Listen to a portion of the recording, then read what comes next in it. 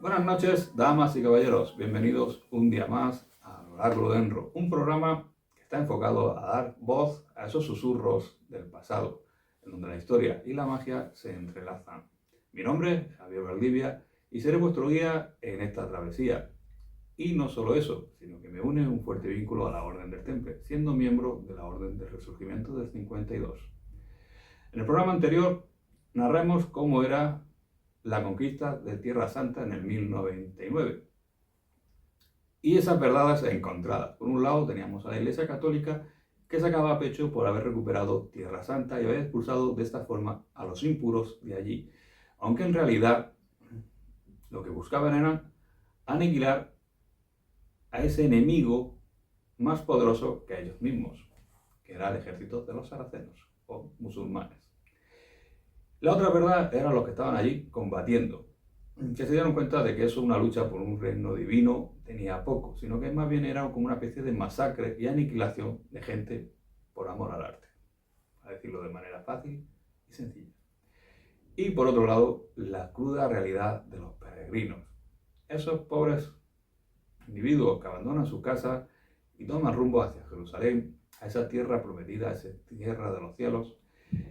Y en la travesía hasta Jerusalén se encuentran bandidos que les roban, o lo asesinan, o lo violan, pero los que estaban allí viviendo tampoco lo tenían fácil, ya que la sombra de un regreso del ejército sarraceno estaba presente día sí y día también, haciendo que la vida pues, fuera un poco difícil de llevar. Dentro de todo lo malo surge esa figura, o mejor dicho, esas 9 figuras que abandonan todo en su lugar, tierras, familias, posesiones, títulos, y cogen rumbo a Jerusalén. Hablamos de los fundadores de la Orden del Temple. No vamos a nombrar a todos de nuevo, pero sí haremos hincapié en los más importantes en ese momento.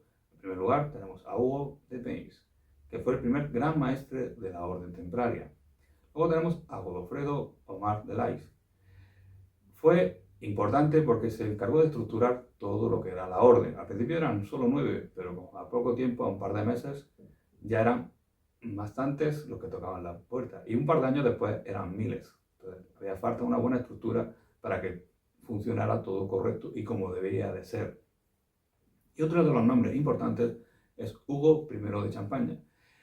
Se encargó en la traducción de los pergaminos que iban encontrando.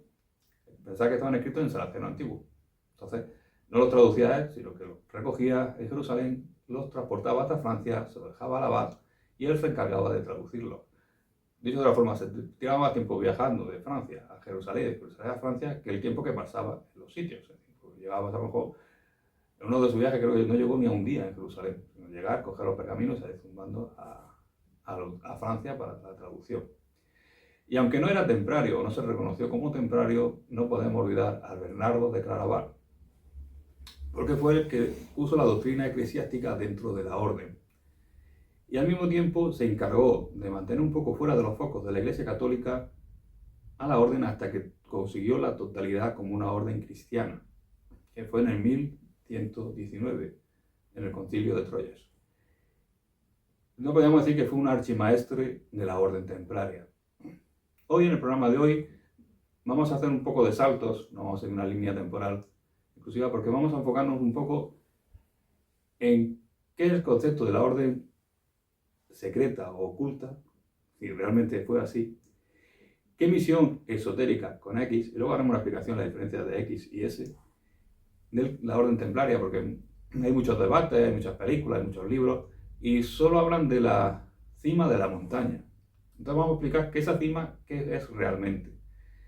Hablaremos también de los depósitos sagrados o esas reliquias sagradas que hacían custodia a la orden templaria.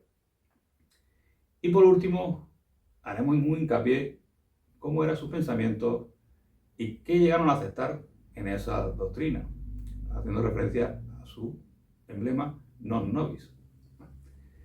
Pero esto no es solo el programa, esto es un fragmento solo del programa. Como siempre me acompañan mis dos buenos compañeros de viaje en sus secciones tan impactantes, tan interesantes como siempre. Por un lado, tenemos la parabólica, en donde las noticias que nos rodean en nuestro día a día, que a veces pues, no echamos cuenta porque puede ser una broma, puede ser tal, Nuestro compañero Alejandro se encarga de localizarla y darle voz y hacernos pensar que puede ser una verdad y tenemos que tener cuidado. Buenas noches, Alejandro.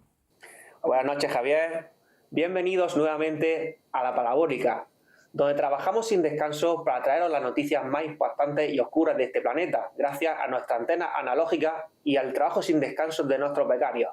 En el día de hoy os traemos 3 impactantes noticias. Hoy tenemos noticias sobre médicos y sobre un problema que lleva desde que la vida ha surgido en nuestro planeta: yernos y suegros. Y en el otro lado tenemos el código oculto, una sección que nos trasladará o nos mostrará esos símbolos, esas enseñanzas que se encuentran ocultas a simple vista, por decirlo de alguna manera, tanto en arte, películas, música, en libros. Llegado un momento incluso nos planteará si tenemos que volver a ver alguna de nuestras películas favoritas, pues si hay algo ahí escondido que no hemos visto a simple vista. Buenas noches, José. ¿De qué va ahí tu sección hoy?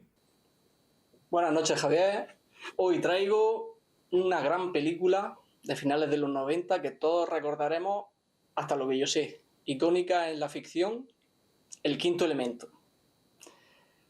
Descifraremos toda la parte ritualística que sale en esta película y todos sus símbolos, que tiene varios y abundantes. Como siempre, 2 secciones impactantes e interesantes, así que no se despeguen mucho para poder disfrutar tanto de la parabólica como del código oculto. Y ahora sí, sin perder ni un segundo más, vamos a empezar con el programa Dentro Cabecera.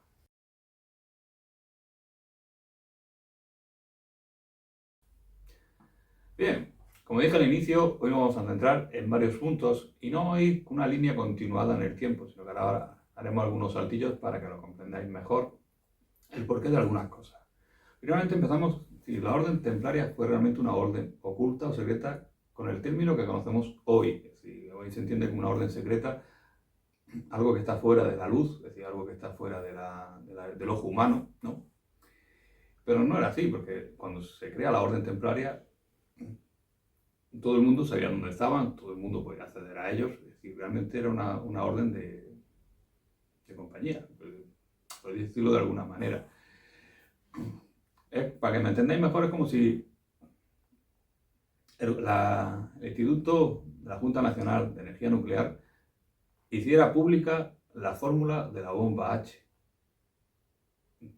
No la han hecho. Y no por ello decimos que es una orden secreta. O que el Ministerio de Interior revelara información de cada uno de nosotros. Toda esa información que tienen ellos, toda la información que disponen, la hicieran pública. Tampoco decimos que sea una orden secreta. Dicho de otra manera, para que se me entienda mejor, revela la información acorde a la conciencia de la persona o la disposición de la persona. ¿Qué quiere decir eso? Y voy a utilizar un símil que me vaya a entender muy rápido y sobre todo los que tenemos una línea de cristiano, una enseñanza cristiana.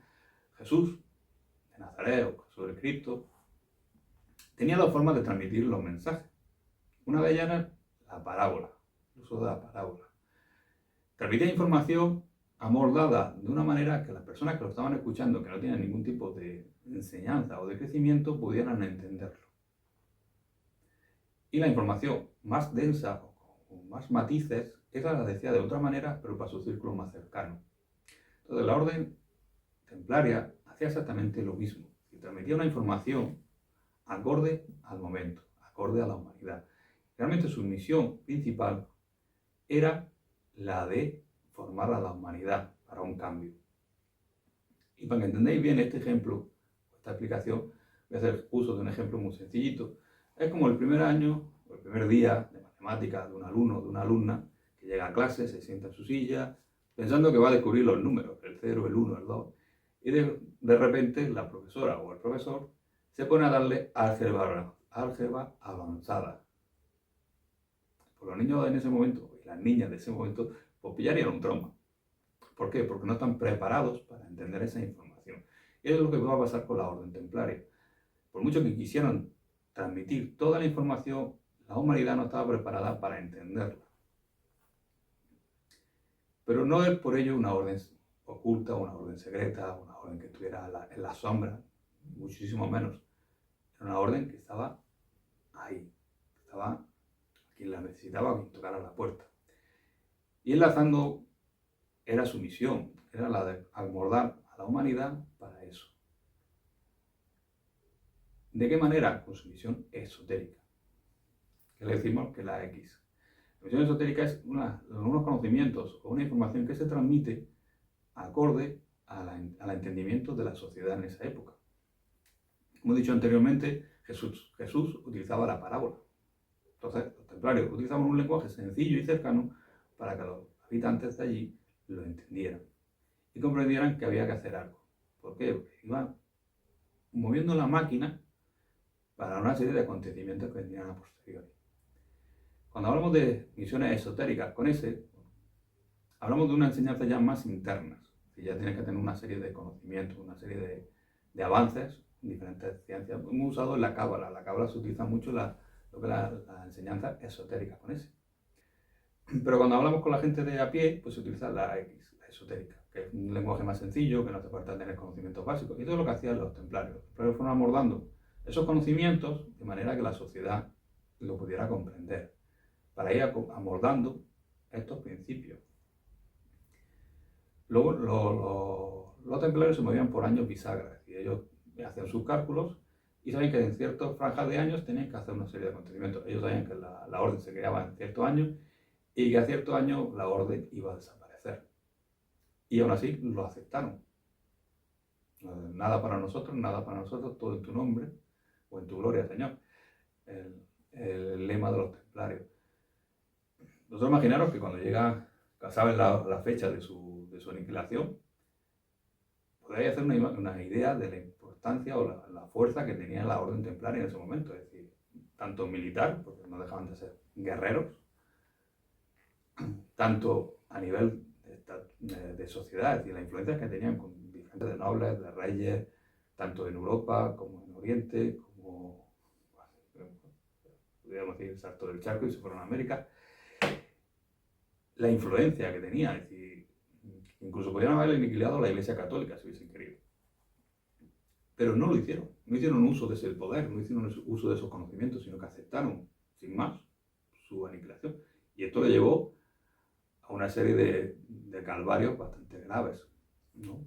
Las torturas que sufrieron, el maltrato, día sí, día también, solo para que alguno de los miembros de la orden templaria dijera algo en donde aferrarse, es decir, algún testimonio de que han adorado a un demonio, o vete tú a saber del momento, ¿no?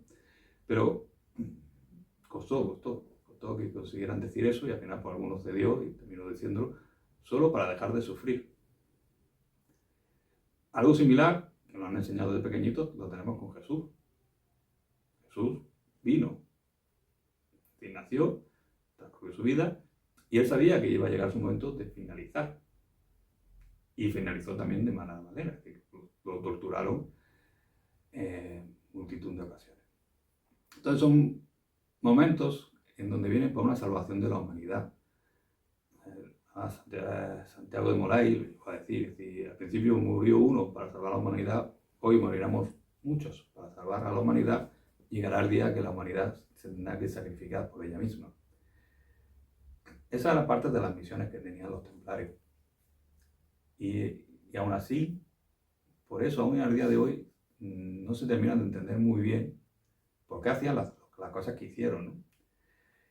Y eso es lo importante, y es lo impactante de la orden. Esa devoción, esa preparación, ¿no? Y su misión era esa, ¿no? El prepararlo. Lo estoy repitiendo un poquillo, pero no os preocupéis, es para que me entendáis la importancia o el impacto que llegaron a tener. Eran custodios de la información, pero no de puños cerrados, que eran abiertos y transmitían la información acorde a las necesidades. Y también eran guardianes de unos depósitos sagrados, de la antigua humanidad y de la nueva alianza.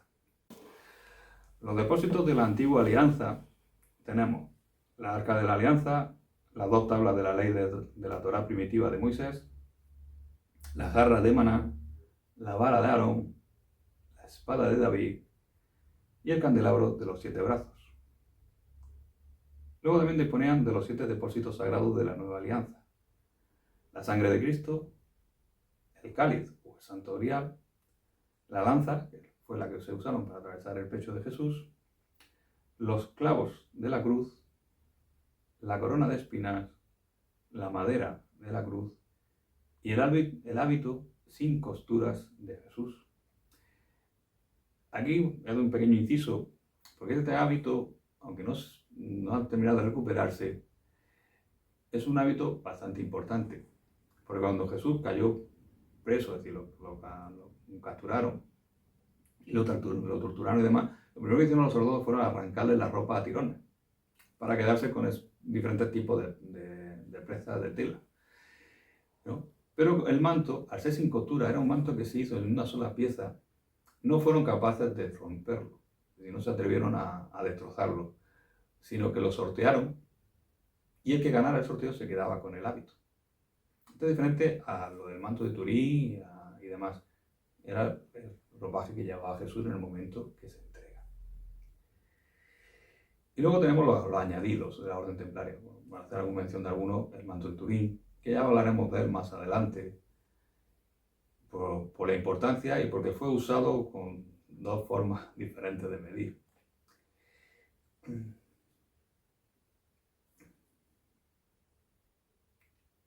Y hasta aquí la sección de la orden templaria. Espero que haga reflexionar y haga recapacitar un poco, porque solo hemos tocado lo que es la cima, como dije anteriormente, la cima de la montaña. Hay mucho más hacia abajo. Bueno, que siempre la gente se queda allá arriba. Y ya sí, cambiando un poco el ambiente, cambiando un poco la dinámica. Y ahora, causando un poquito las risas, vamos a cambiar de sección y pasamos a la parabólica de Alejandro.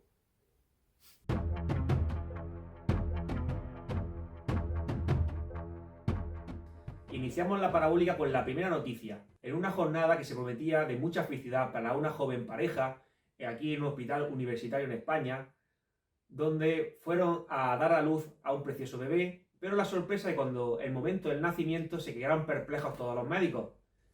¿Por qué pensáis que ha podido pasar? ¿Por qué los médicos en el momento del nacimiento se han quedado perplejos, mirándose uno a otro? ¿Una enfermedad, malformación o algo? No. Que golpeó al médico. Hay algún vídeo, pero no es este. Vale. Bueno, pues la sorpresa fue que el niño es de piel oscura, mientras que los padres son de piel blanca. Y entonces, bueno, hubo una sorpresa, los médicos, bueno, entre sonrisas y chistes, el marido se puso nervioso y lo que le dijo a la mujer, oye, explícame cómo es esto. Entonces la mujer, pues se le ocurrió comentarle de que el problema era que durante el embarazo su marido no paraba de tomar café y que pasaba como el colacao. Cuando echa un poco de café, un poco se va tiñendo el café y eso es lo que va a echar la culpa. Al principio, bueno, entre la risa de los médicos, incluso a ser capaz de sonreírse a la mujer, pues el hombre pues, empezó a sentirse mal y le pidió perdón y todo. Y le dijo, mira, pues, perdona que voy a dejar el café que se ha descafeinado. ¿Vosotros cómo veis este evento médico fantástico? El café tiene nombre y apellido.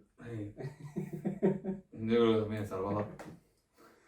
¿Habéis alguna situación parecida? Se ha escuchado muchas veces. Sí, vaya historia, sobre todo en mi juventud, de un suceso de que el niño sea de diferente raza que los padres.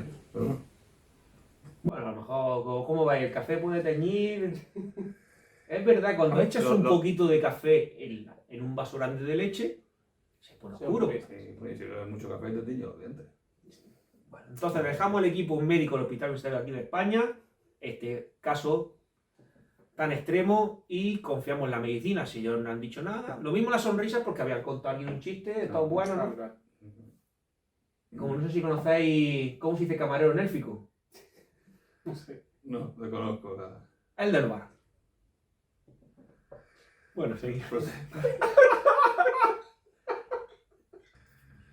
Bueno, ahora vamos con la segunda noticia. También sucedió en urgencias, pero esta vez nos vamos a América, en el que un hombre ingresó en urgencias por un fuerte dolor en el estómago, muy fuerte, y el médico, tras una exploración, no podía caer en su asombro. Le encontró un pepino de 1,5 kilos en el ano.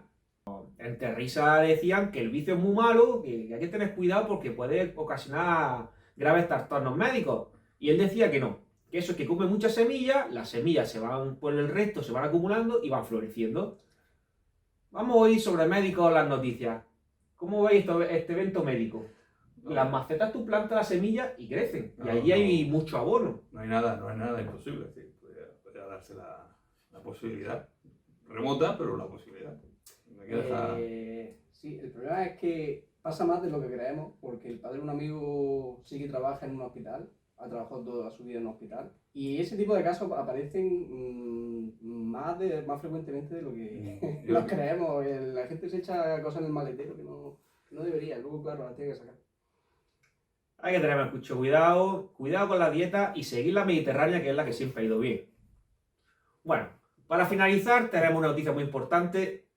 Dentro música, y vamos a una noticia de un suceso que ocurre desde que hay vida en este planeta, un conflicto que sucede en algunas familias y siempre hemos noticias. Hablamos de yernos y suegros. Es un problema que siempre ha habido, de que la vida ha albergado este planeta y ha sucedido siempre a lo largo de la historia, en algunas familias, en otras no hay ese problema. Bueno, este muchacho quería agradar a su suegra y pensó tener un pequeño detalle con ella, por decirlo de alguna manera, para mejorar su relación y que estuviera más contenta. ¿Vosotros cómo mejoraréis la relación con vuestros suegros o suegras? ¿Qué se ocurre? ¿Qué detalle? Invitarlo a comer, ¿no? O algo así, un detalle. Algo más exótico. No hablar con él. Es una manera de evitar conflicto. Exacto. Bueno, pues este muchacho tuvo la genial idea de llenarle el maletero de marihuana. Eso está bien. Buenísimo regalo. Claro, pensaría, dice, bueno, pues todo en un momento nos vamos a hacer un pequeño picnic, sacamos un poquito de hierba y bueno, y afianzamos la relación, una risa y de puta madre. Pero hubo un problema. El coche estaba aparcado en la calle y por el fuerte olor los vecinos llamaron al 112 y se plantó allí para la policía, con los perros. ¿Qué creías que habrá pasado? Se unieron a la fiesta. Porque se llevaron a la suegra a la cárcel. Allí la detenía y tuvo que ir el yerno corriendo diciendo que fue una broma suya, que él metió la hierba. Y estaba la suegra con un cabreo. O sea, ha pasado de mejorar la relación a no poder ni verlo. Un regalo trampa. Un regalo trampa, total. Hombre, buena intención tenía. Es verdad que lo de las flores y los bombones está un poco pasado de moda. Hay gente que le gusta la planta de la marihuana. Es innovador. Entonces, podría ser porque le guste el motivo de las plantas. Otra cosa es que la ponga en tu maletero y te venga la policía. Eso ya. La mente turbia ya puede pensar lo que sea que luego vaya a hacer con esa planta. Lo mismo tenía la guantina llena de papel de liar. Pues bueno, de la parabólica os damos el consejo de tener detalles sencillos y buen corazón. No os pongáis muy estrambóticos y no os copiéis algunas películas. No sale bien. No sale bien, exactamente. Un fuerte abrazo y hasta la semana que viene. Como siempre, lo has conseguido, Alejandro. Nos has sacado una buena carcajada. Y ahora vamos a hacer una pequeña pausa para ir a publicidad. Y a la vuelta nos meteremos de lleno en el código oculto a ver qué nos sacas de esta película. Ahora nos vemos. Paintball Supervivientes, una emocionante actividad tanto para niños como para adultos, ya que tienen dos modalidades de paintball, paintball para adultos y paintball junior. A partir de 7 años y para familias, disfruta de la naturaleza, del ocio, de la diversión y descarga adrenalina a raudales.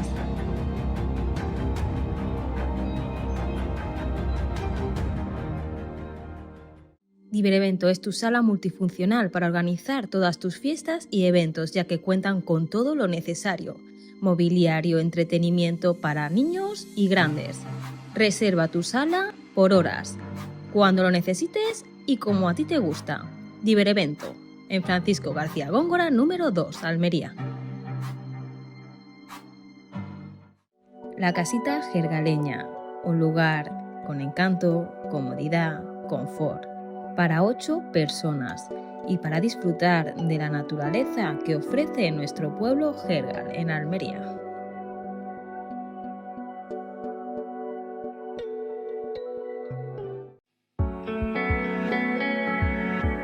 ¿Te sientes abrumado por el estrés, la ansiedad o la tristeza? En Psicoalmería entendemos lo importante que es tu bienestar y el de las personas que te importan.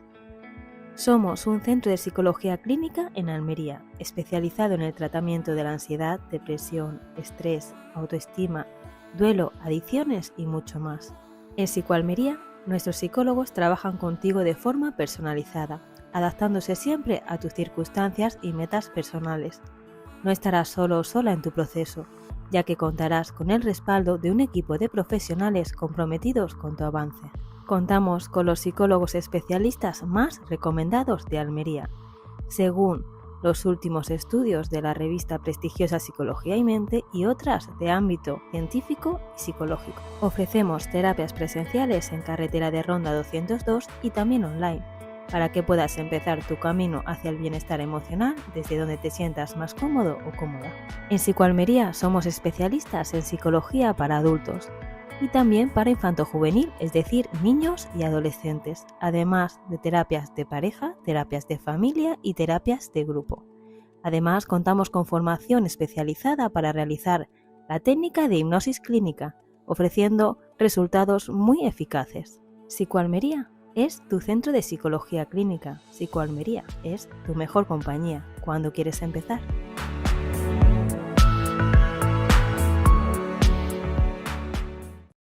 Buenas, me habéis pillado leyendo mi nueva novela, La herencia oculta. Una novela donde se engloba la historia, la ficción, donde la vida de Ethan se entremezcla con el legado pasado de su abuelo. Si queréis disfrutar de una buena novela, no dudéis en adquirirla. Podéis comprarla en el comercio, en el Oráculo de Enro, situado en Carretera Ronda 202 o en nuestra página web laherenciaoculta.com.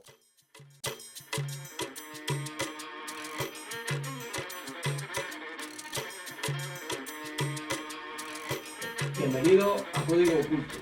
Hoy traemos la película El Quinto Elemento, una gran película de ciencia ficción, icónica para todos los que la conocemos. Tiene varias simbologías que hay que mencionar, porque para quien recuerde la película tenemos 4 piedras que simbolizan los 4 elementos. Tenemos al quinto elemento, que es interpretado por una persona, se lo encarna un ser humano, y en este caso en la película es Mila Jovovich. Tenemos una ceremonia en la que, digamos, se invoca ese poder del quinto elemento para frenar un mal que va a atacar la Tierra. Entonces, vamos a exponer sobre la mesa los distintos puntos que vamos a analizar. El principio de la película se ambienta en Egipto. Están dentro de un templo y están descifrando una especie de jeroglífico que explica, pues, un evento importante que sucede cíclicamente cada 5.000 años en el planeta Tierra. En este evento se acerca el mal a la Tierra para intentar destruirla, y estaría el quinto elemento que, con la ayuda de los otros 4 elementos, podrían generar, digamos, un arma para solucionar ese ataque del mal. ¿Qué tenemos en la mesa ahora mismo? Tenemos el quinto elemento, que sería el arquetipo de Mesías, los 4 elementos, que es un arquetipo de la construcción del universo, por así decirlo, inamovible, desde hace muchos años. Ahora preguntaremos a Javier estos 4 elementos, si sabe de cuándo se datan las primeras escrituras sobre los 4 elementos, o primeros datos sobre cuándo apareció el culto a estos 4 elementos. Y analizaremos el arquetipo de Mesías, que representa a Mila Jovovich, y también tenemos al arquetipo del héroe, que sería Bruce Willis, el salvador de Mila Jovovich en esta película. Entonces, Javier, empecemos con las preguntas. Ya que sé que has visto la película... Es una película bastante buena para la época. Sí, o sea, fue pionera de la ciencia ficción y ha envejecido muy bien. A día de hoy se ve incluso bastante bien y comparable con otras películas de ciencia ficción del género. Pero bueno, vamos a centrarnos en la simbología, que es lo nuestro. Arquetipo de Mesías. Mila Jovovich aparece como, bueno, rescatada de una nave espacial, y ella representa al quinto elemento en sí mismo. Cuando la analizan en los laboratorios y así, dan con una respuesta genética en la que tiene como más red de información en su genética que cualquier otro ser humano, y y así. Entonces, Javier, arquetipos de Mesías y de héroes que puedan tener un símil en el temple, o no en el temple, sino o de los datos que haya recopilado el temple, ¿qué símiles hay con este arquetipo de Mesías del quinto elemento? Pues siempre que ha habido como un cambio de vibración, un cambio en la humanidad, siempre ha habido una representación, tanto por Mesías como por esa energía cósmica. Si nos vamos a la época de los sitios, porque es donde está popularizada la historia de la película, el primer ejemplo lo tenemos con Horus. Siempre se representa en los mismos casos una persona que nace, no se sabe cómo, porque Horus nace sin el falo de su padre, y si se queda embarazada. Nace y es el portador. Luego, más cercano a nuestros tiempos, tenemos a Jesús, que también más o menos las condiciones son las mismas. Nace de una relación de la cual José no es el padre biológico de Jesús. Entonces siempre tenemos como esa historia recíproca o repetitiva. En la orden templaria no hay ese suceso. No nace un Mesías ni nace un portador. Más adelante, hablaremos cuál era la visión oculta de la orden del temple, que en el programa de hoy solo hemos hablado de la cima, ¿no? La esotérica. Entonces sí, lo bueno que en la película el tema está en que separan a la figura del Mesías, lo parten en dos. Por un lado, cogen la acción, que lo representa Bruce Willis, y por otro, pues Mila, que es la energía. En sí, el quinto elemento, los elementos por sí son 5, no son 4, para la gente siempre entendemos que son 4 elementos, son 5 elementos. Que es el fuego, el agua, el aire, la tierra y es el éter. El quinto elemento que sería la funda de todo. Pero estos 4 elementos, que nosotros pensamos que son elementos de fuera, se encuentran en el interior de nuestro cuerpo. Entonces, nosotros nos formamos por los 5 elementos. Y dirás tú, ¿y en dónde, no? Ahora tengo algo de argumento para darte también. Nosotros tenemos el primer elemento, que sería el creador, ¿no? El fuego de vida, la chispa divina, es el elemento fuego, ¿no? Que se encuentra en la cabeza. El cuerpo dentro del cuerpo se encuentra aquí, porque ahí es donde surge todo. Es decir, el pensamiento que tenemos es algo que da chispa, alguna idea, un proyecto, un hacer, ¿no? Entonces se encuentra en la cabeza. El elemento agua, que sería como la cuna de vida, bueno, utilizando la figura de una mujer, pues sería su vientre, ¿no? Vientre materno. Entonces, el agua se encuentra en la zona del estómago, también donde hay más cantidad de flujo, de líquidos también. Sí. Luego tenemos algo que tiene que hacer de mediador, porque el elemento fuego por sí es muy destructivo y el elemento agua también. Tanto dan vida como pueden quitar esos dos elementos. Entonces necesitan uno que sea más como calmado. Neutralizador. Bueno, los elementos aire, los que tienen muy descompensado, los elementos aire son muy tímidos. ¿Qué es el aire? El aire que hace el comunicador entre los dos. ¿Dónde lo situamos? Tenemos el aire, los pulmones. Luego tenemos el elemento tierra, que por sí es el elemento que más inamovible es. Exacto. Y esa es la envoltura, nuestro cuerpo.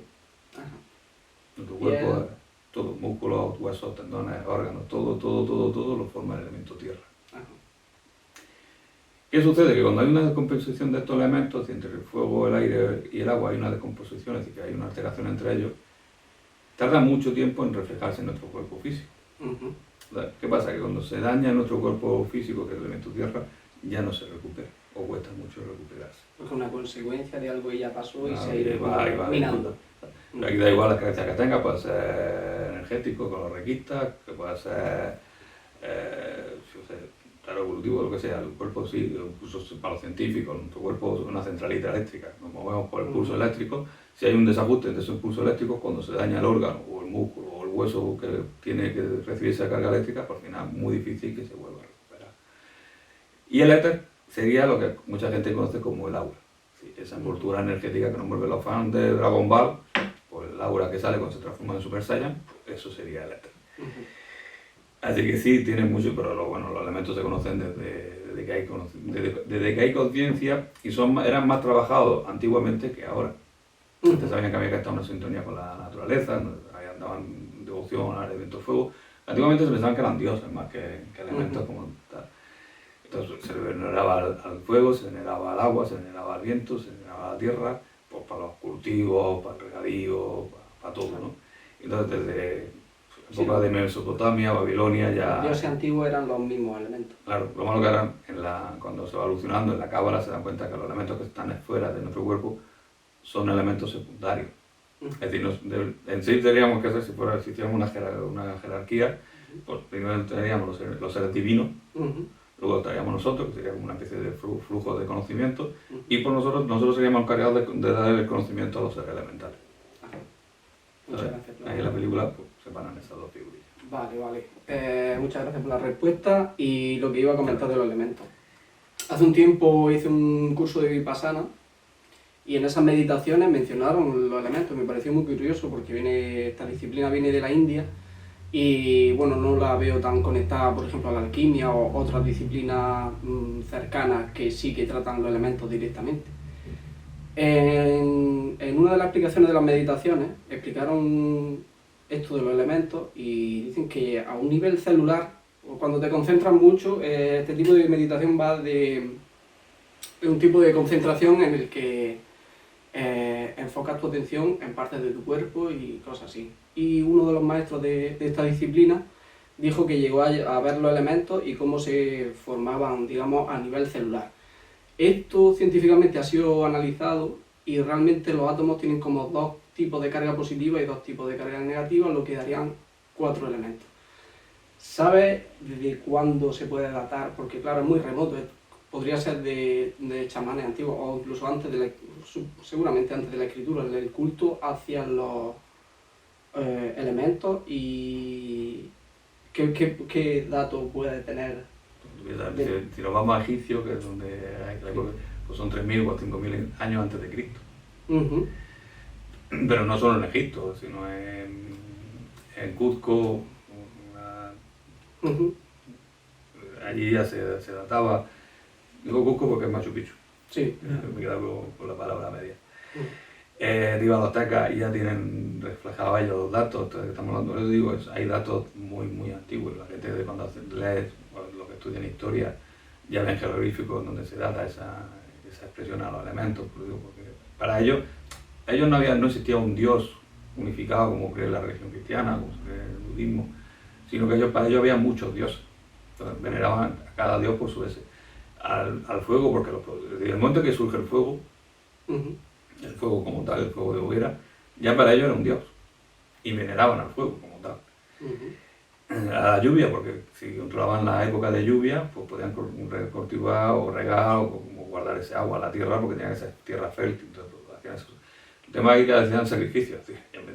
Claro, en cultura antigua iba... Entonces, desde que surge la humanidad y tiene conciencia de ella, ya se hace el culto a los elementos, pero no como los elementos como los conocemos hoy en día, sino como una deidad más poderosa que el humano.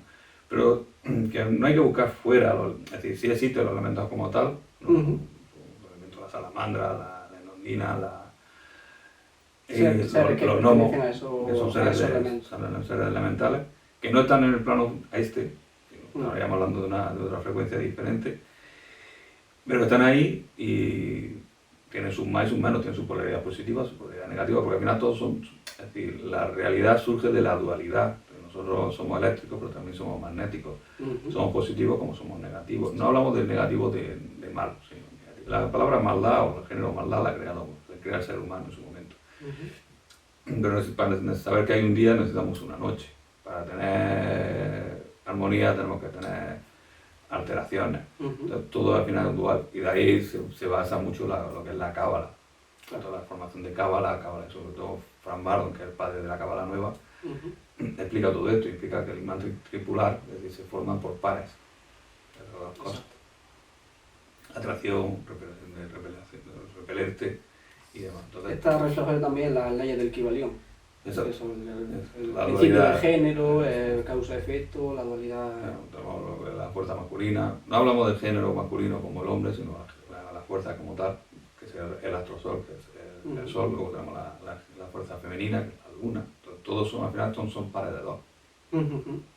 También tendrían género los elementos, o sea, serían tierra y aire, serían hembra, por así decirlo. Sí, por determinación del femenino. El agua, no el agua se llama masculino.